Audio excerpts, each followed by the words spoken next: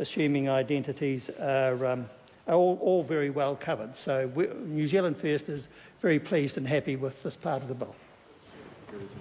Iain Lees-Galloway. Thank you very much, Mr Chairman.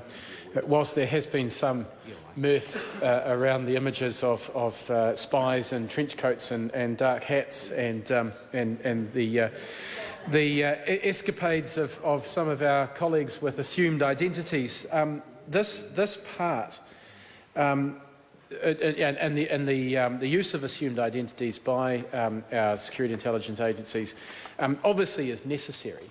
But actually, if you look at some of the submissions made at Select Committee, it is also the aspect of their work that does create probably the most nervousness, or not the most nervousness, but a great degree of nervousness amongst, particularly amongst civil society organisations. And I note that the Council of Trade Unions expressed their concern about the expansion of the intelligence and security agencies' powers with respect to the creation of false identities.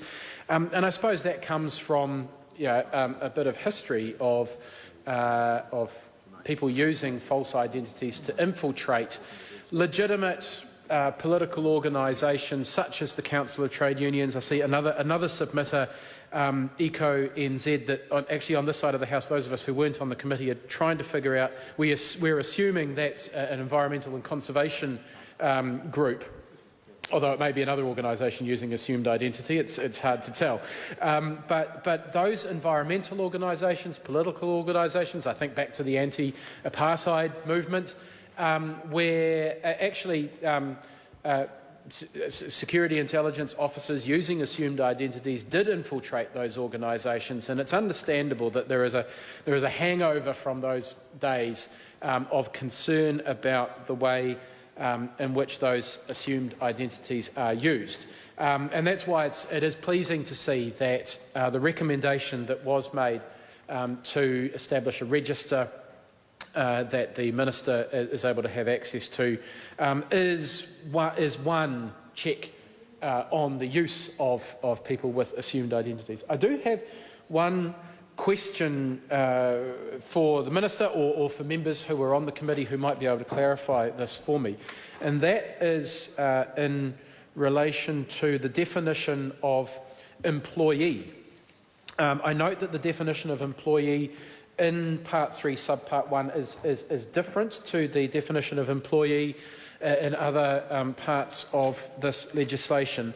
And in particular, I note that an employee means any person who is or will be an employee of an intelligence and security agency.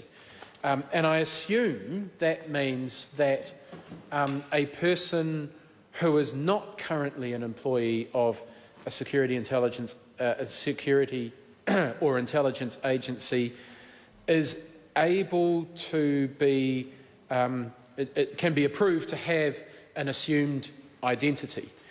And it would, I'm not quite sure why it is necessary for someone who is not currently employed as a security and intelligence operative needs to be able to have an assumed identity. There may be some operational purpose to this, but I would have thought that in the event that an operation was being planned, that the normal protocol would be to employ someone and then go through the process of approving them to have an assumed identity. That does, again, as I said the last time I made a contribution, I'm approaching this as a layperson, someone who doesn't have any particular expertise in this area and who was not on the Select Committee.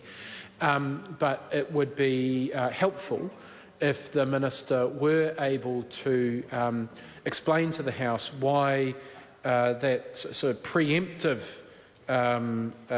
ability to create an assumed identity and to approve someone to use an assumed identity when they are not yet an employee is allowed for in the legislation.